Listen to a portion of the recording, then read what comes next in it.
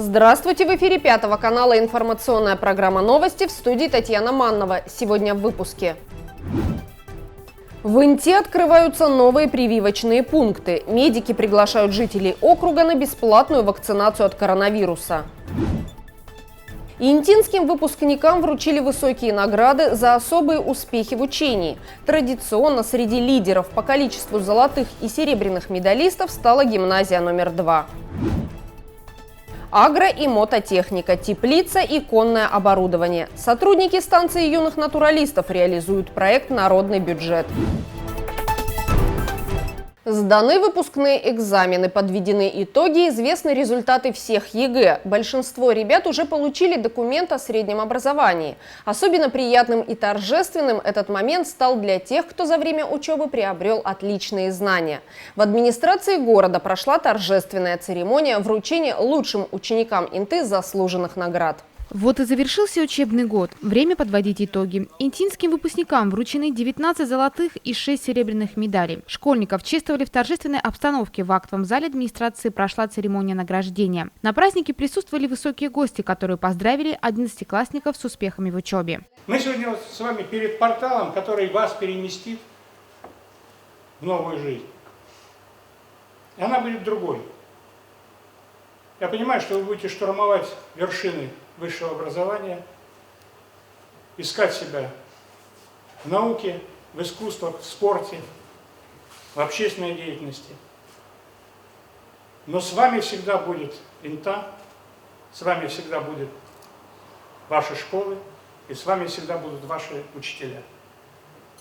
Потому что вот та нить, которая между вами уже протянута, она будет держать вас всегда в таком тонусе, чтобы, несмотря на то, будут трудности, будут неудачи, будут обиды, разочарования, но вы все сможете, потому что у вас есть интинская закалка. Я поздравляю выпускников, учителей и родителей с этим замечательным праздником. Эта награда является, в принципе, первым серьезной оценкой ваших знаний, которая далась вам не только за счет самих знаний, но и за счет целеустремленности, воли к победе, лидерских качеств. Также хочу огромный низкий поклон и большое спасибо сказать вашим родителям и учителям, которые вложили частичку души в ваше здание. Впереди освоение новых профессий. Впереди также трудный путь. Надеюсь, эта награда не будет последней для вас. Надеемся, что вы отучитесь и все-таки вернетесь в наши ряды, будете трудиться в Республике Коми, в городе Инта. Сегодня завершился школьная жизнь наших детей и взрослых уже. И хочу пожелать, чтобы у детей было здоровье для того, чтобы поступить, и всегда им сопутствовал успех и удача на их жизненном пути. И никогда не забывали, и всегда гордились тем, что, как в гимне прозвучало, что мы родом из Инты. Поздравляю вас! В нашем городе есть прекрасная традиция вносить имена всех медалистов в специальный журнал. Золотая книга традиционно хранится в том образовательном заведении, которое выучило за год самое большое количество лучших выпускников. Это гимназия номер 2. Фамилия каждого интинца, награжденного за особые успехи в учении, попадает в памятный журнал. В 2021 году это 25 обладателей золотых и серебряных медалей, в том числе подтвержденных высокими баллами по ЕГЭ. Золотая медаль – это вообще цель всей моей жизни, ведь цель всего моего обучения в школе. Сколько я училась с 1 класса, я всегда знала, что я должна получить в 11 классе золотую медаль. Вообще мне помогали на этом пути очень многие люди, и тут, конечно, и сыграла и моя собственная целеустремленность, трудолюбие. Я старалась работать на пределе своих возможностей.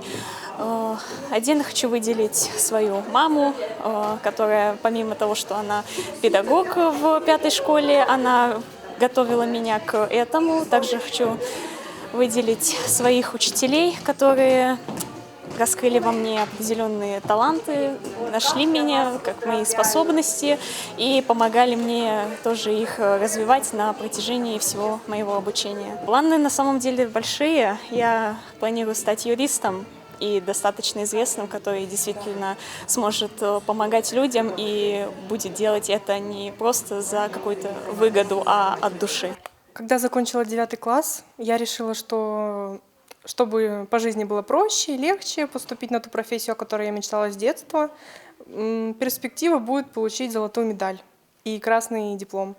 Я пойду на учителя начального звена, и там очень перспективно, когда будет медаль. Я буду по рейтингу выше. В общем, поэтому я решила получить золотую медаль. Не серебряную, а при том, что золотую. И все получилось? Да, конечно, с поддержкой учителей. Они всегда поддерживали, помогали, всегда оставались дополнительно, если что-то нужно было. Я буду поступать во Владимирский государственный университет на учителя начального звена. И некоторые учителя поддерживают мое решение, некоторые нет. Говорят, что зачем, муторно. Я говорю, да нет, это же мечта. Учитель — это очень такая профессия, которая помогает детям, помогает и родителям осознать, как правильно воспитывать детей. Это очень нужная профессия, я считаю. В этот день наградами были отмечены не только выпускники, благодарственные письма вручили их родителям. Ведь без помощи и поддержки семьи ребенку сложно самореализоваться.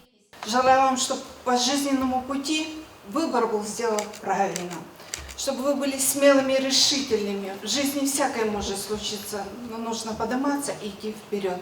Будьте всегда отзывчивыми, будьте всегда добрыми и хорошими людьми. Удачи вам, ребята!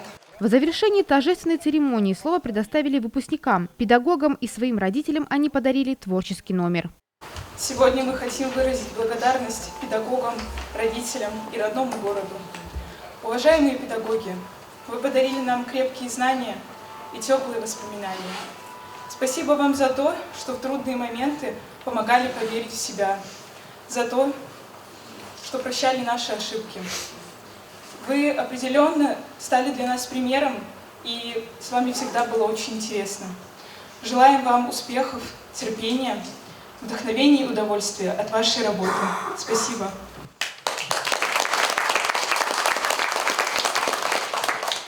Хотим сказать огромное спасибо нашему родному городу Инте за то, что он нас взрастил, за то, что подарил нам счастливое детство, юность, за то, что с самого детства он нас вдохновляет творить прекрасное и, конечно же, за его неповторимую красоту, уют и великолепие. Инта стала частью нашей души, и мы обязательно постараемся внести огромный вклад в ее развитие и процветание. Забежав поперек суеты, улыбнись, распахни свое сердце для теплых дождей. Здесь дорога на каждому звездная высь, где кружит словно в вальсе планета людей. Давай споем любимую песню, давай пойдем дорогой вместе, а если свет любовью в глаза, мы только за. Давай споем любимую песню, давай пойдем дорогой вместе, а если свет любовью в глаза, мы только за. В этом году стены всех школ, гимназий и лицея Интинского округа покидают 147 одиннадцатиклассников. В Республике Коми ввели обязательную вакцинацию от коронавируса ряда категорий населения. Глава региона Владимир Уйба в своем видеообращении к жителям прокомментировал постановление главного санитарного врача и рассказал, что нужно сделать работодателям декретированных групп населения. Это 11 категорий, они все указаны в этом постановлении. Что сейчас нужно сделать работодателям этой категории лиц? Ну, во-первых, обратиться в лечебное учреждение, подготовить список тех, кто должен пройти вакцинацию, и составить график вакцинации либо в лечебном учреждении, либо, если возможно есть у лечебного учреждения, то мобильной бригадой непосредственно на самом предприятии или в учреждении. Мы продолжаем очень активно расти. У нас прирост за неделю 80% по заболевшим. На сегодняшний день это 273 новых случая и 100 23 человека мы всего выписали. То есть мы опять проигрываем баланс в сторону заболевших. По вакцинированным. У нас сегодня вакцинировано первым компонентом 147 тысяч человек, вторым компонентом 109 тысяч человек.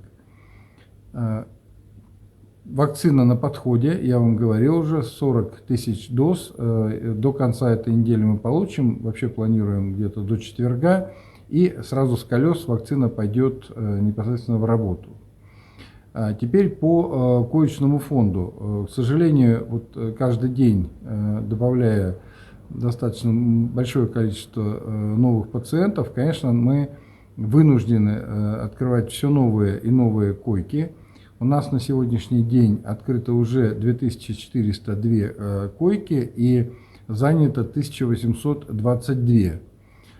При этом хочу отметить, что мы поменяли алгоритм, я об этом тоже рассказывал, и как только человек становится независим от кислорода, и ему не нужно круглосуточное наблюдение врача, то мы переводим таких пациентов на койки долечивания.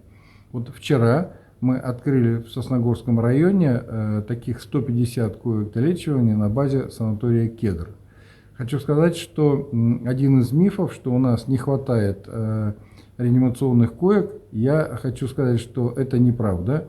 У нас на сегодняшний день открыто 203 реанимационных койки. Действительно занято 79, но это совершенно точно, что у нас есть резерв по реанимационным койкам. При этом хочу подчеркнуть, что действительно сегодня преобладают тяжелые, крайне тяжелые реанимационные пациенты, и только кислородозависимых, вот в этой 1822 человека, которые у нас госпитализированы, более 1000 человек. Это говорит, конечно, о более тяжелом течении вот этой нового штамма дельта или индийского штамма. Теперь вот к мифам. Значит, первый миф опять, он очень активно циркулирует, поэтому я по нему снова скажу о том, что в основном все больные – это бывшие вакцинированные. Ничего подобного. Как я и говорил, что у нас буквально промилле, это 0,2% из вакцинированных заболевают. Но, подчеркиваю, заболевают, как правило, легко и достаточно быстро, или не требуют госпитализации, или достаточно быстро выходят от кислородозависимости и переходят на койки долечивания. Теперь второй миф – это о том, что вакцинация не гарант. Не гарант чего? Не гарант того, что человек тяжело заболеет, гарант. Не гарант того, что повторно заболеет, действительно не гарант, но, повторяю, вакцинированный человек заболеет легко, перенесет заболевание без осложнений, а это самое важное. Совершенно бесплатно и без предварительной записи медики приглашают горожан на вакцинацию от коронавируса. В Инте открылся еще один мобильный прививочный пункт.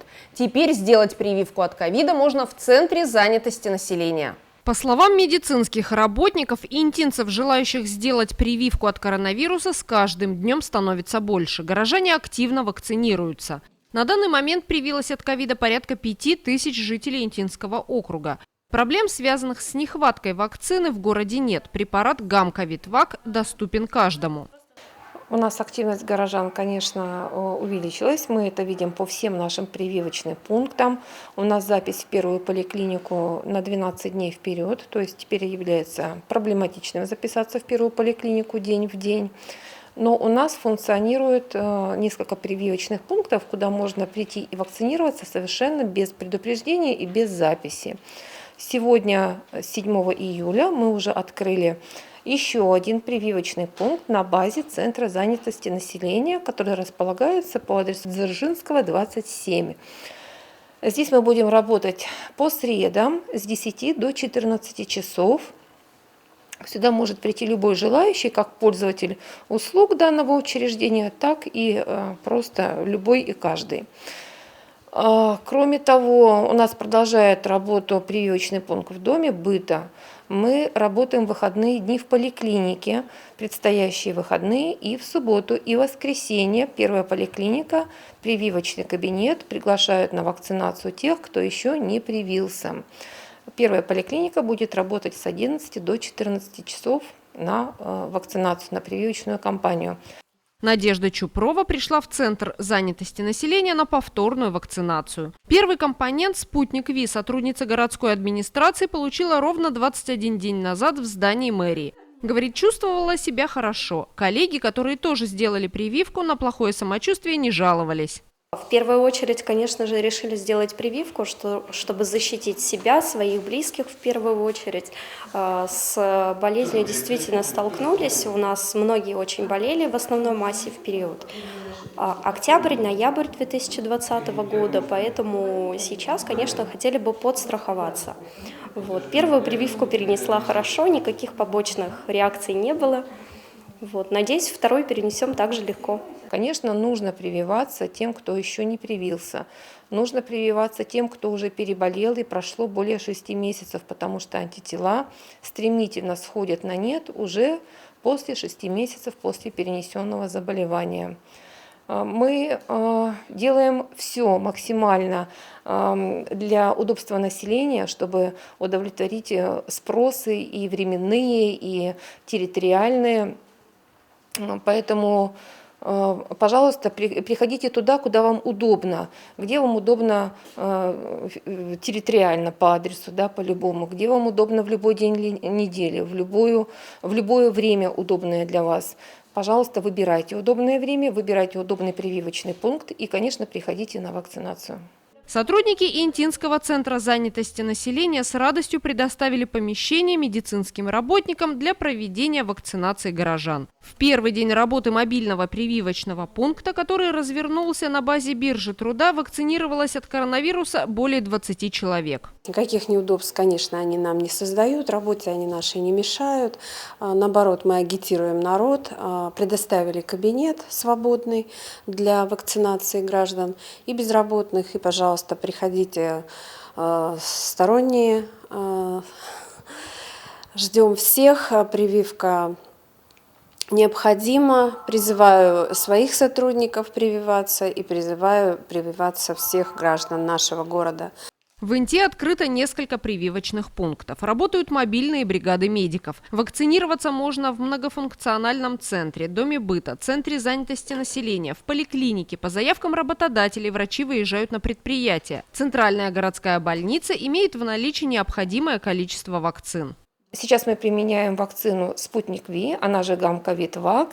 Мы эту вакцину пользуем с декабря 2020 года. Она для нас уже имеет наработки, она понятная. Уже очень много людей, счет идет уже на тысячи, обследованных после вакцинации на напряженность иммунитета. И мы видим эффективность этой вакцинации. То есть иммунитет вырабатывается уже после 2 недель от первой прививки, и уже после второй прививки иммунный ответ, конечно, усиливается. То есть эта вакцина абсолютно эффективная, сомнений нет никаких. Бесперебойно получаем вакцину. Мы имеем вакцину в достаточном количестве, в отличие от некоторых других городов Республики Коми, где есть проблемы с вакциной, у нас таких проблем нет. И в конце этой недели и в начале следующей у нас будет большое поступление вакцины под тем же самым названием «Спутник Ви». Интинские врачи приглашают всех жителей округа, кто еще не сделал прививку, на вакцинацию. Горожанам необходимо понять, что в настоящее время вакцина – это единственное средство, которое поможет победить тяжелейшие инфекционные заболевания. Этим летом в рамках реализации программы формирования комфортной городской среды планируется привести в порядок 8 дворовых территорий. Куратова 16, 18, Мира 26, 35, 45, 49, Промышленная 18 и 20. Ремонтными работами занимается индивидуальный предприниматель, в собственности которого находится асфальтный завод.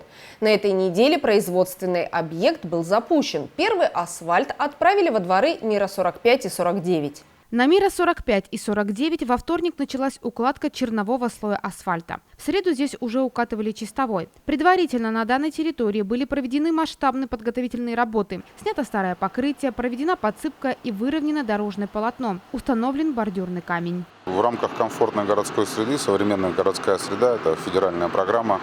У нас в этом году 8 дворов. Подготовительные работы организация уже начала заранее, там в июне месяце, в начале они приступили. Вот у нас подготовлено, получается, 4 двора, это Мира 45, 49 и промышленная 18-20. Вот, наконец-то дождались первого асфальта у нас, приступили к асфальтированию, организация подрядная ИП «Воронеж». По этому двору осталось доделать, получается, где ручной труд, это под подъездами, вот все примыкания. И, собственно говоря, я думаю, что в ближайший день-два мы закончим здесь. Дальше мы планируем перейти на двор, это промышленная 18-20. То есть там уже была сделана подготовка, то есть это установлены бордюры. И также будем асфальтировать. После этого планируются остальные дворы. Это Мира 35.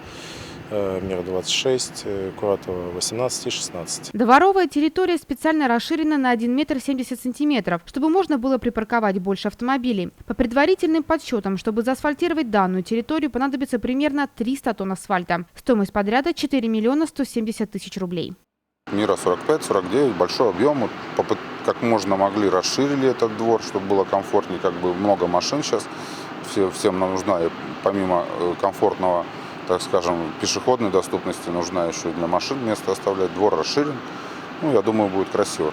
Жители данных домов давно просили отремонтировать двор. И вот, наконец, это стало возможным благодаря программе формирования комфортной городской среды. Интинскому заводу под силу объема асфальта, который необходимо производить. Работы на объектах проводятся поэтапно. Пока изготавливается смесь для укладки одного двора, на другом адресе выполняются подготовительные работы. К моменту их окончания первый двор уже будет закатан черновым и чистовым слоем. Мощности здесь более чем достаточно, то есть в том году гораздо больше было асфальтирования, в этом поменьше. Это что здесь на катки, асфальтовый укладчик, самосвалы и порядка 12-15 разнорабочих. После завершения работ во дворах Мира 45 и 49 рабочие приступят к непосредственному асфальтированию промышленной 18 и 20. Следующий объект – подготовка двора Мира 35. Станция юных натуралистов приступила к реализации своей давней мечты. Закупается дорогостоящее специализированное оборудование для разных отделений и кружков. Учреждение дополнительного образования приняло участие в программе «Народный бюджет» и успешно прошло конкурсный отбор. Проект «Юный фермер» доказал свою актуальность и необходимость. На его реализацию выделено 600 тысяч рублей.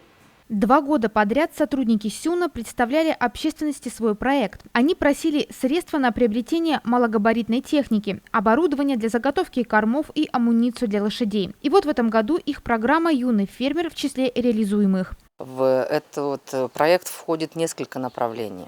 Одно из направлений – это у нас мотоагротехника.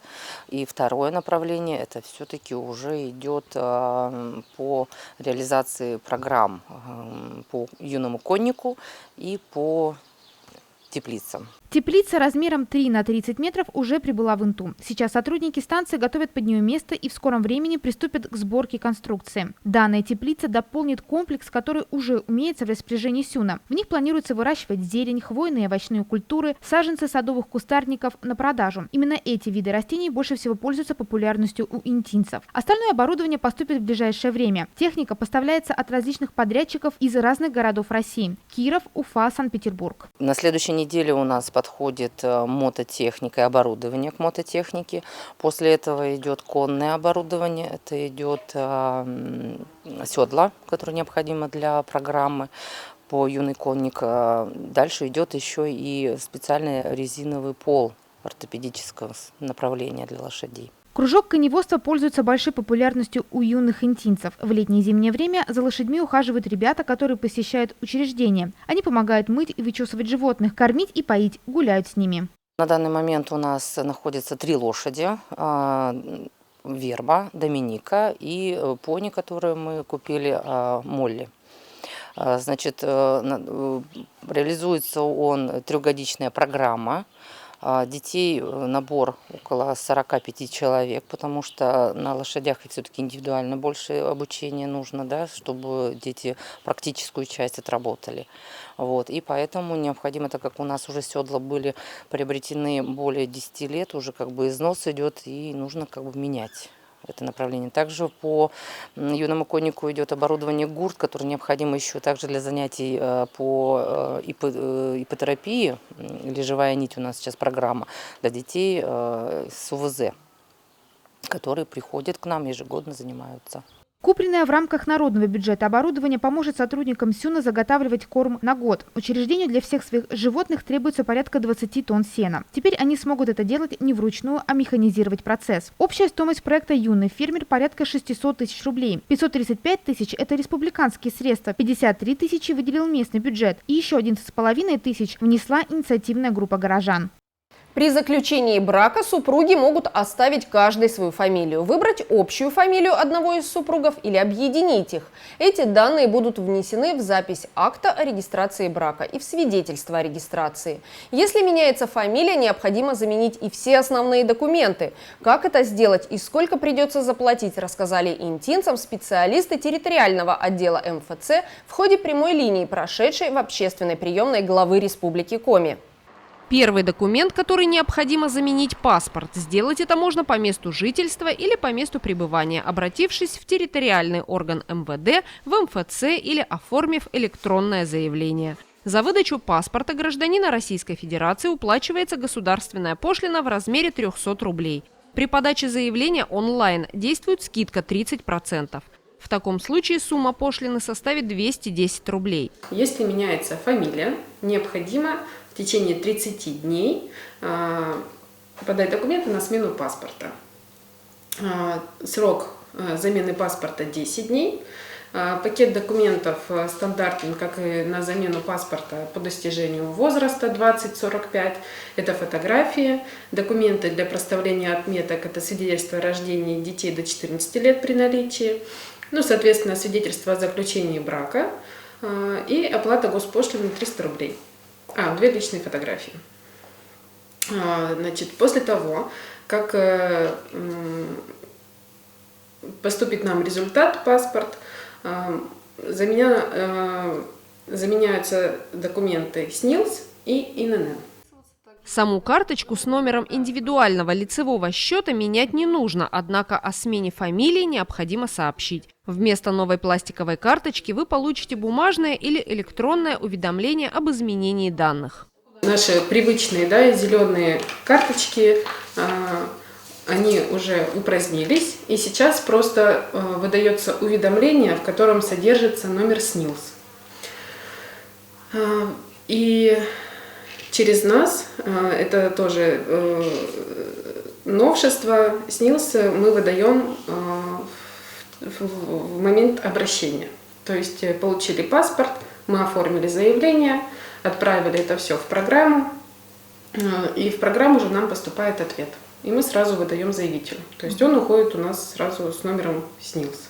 При перемене фамилии ИНН гражданина остается прежним, а свидетельство ИНН заменяется по желанию. Свидетельство с новой фамилией можно скачать в электронном виде в личном кабинете на сайте Федеральной налоговой службы или получить в многофункциональном центре. Заявление также составляем мы.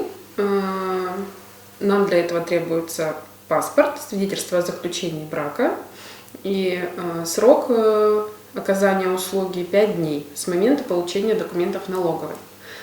Пакет документов мы отправляем почтой в Печору. То есть где-то примерно еще около 4 дней на пересылку. То есть услуга будет оказана в 10-дневный срок, так скажем, приблизительно.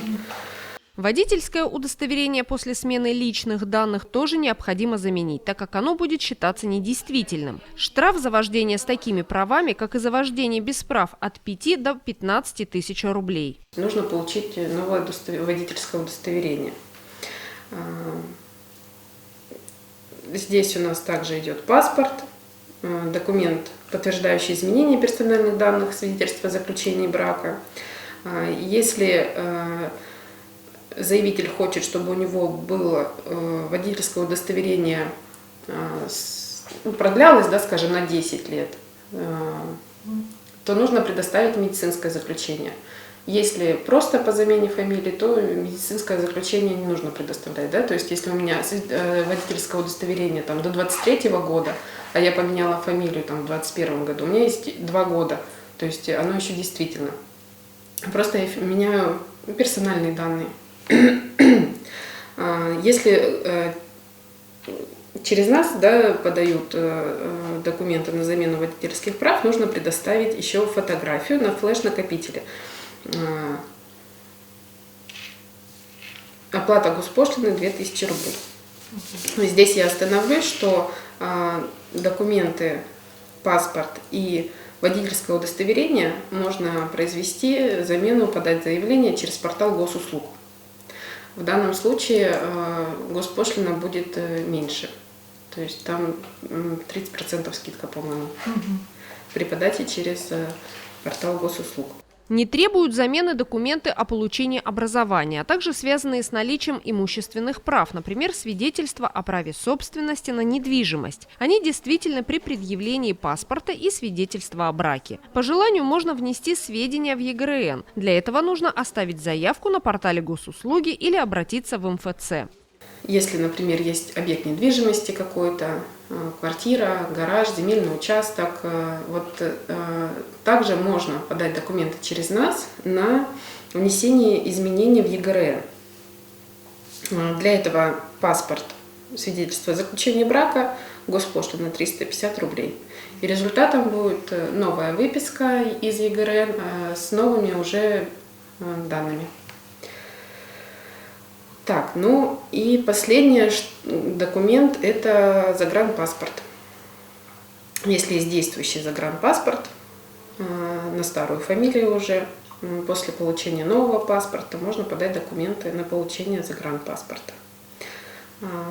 Также эту услугу можно получить и на портале госуслуг. Через нас, если к нам обращаются, это нужно 3 личные фотографии, паспорт, свидетельство о заключении брака и квитанция об оплате госпошлины 2000 рублей. Загранпаспорт можно заменить в отделе миграции Министерства внутренних дел или онлайн на портале госуслуги. При подаче электронного заявления с онлайн-оплатой действует скидка 30%.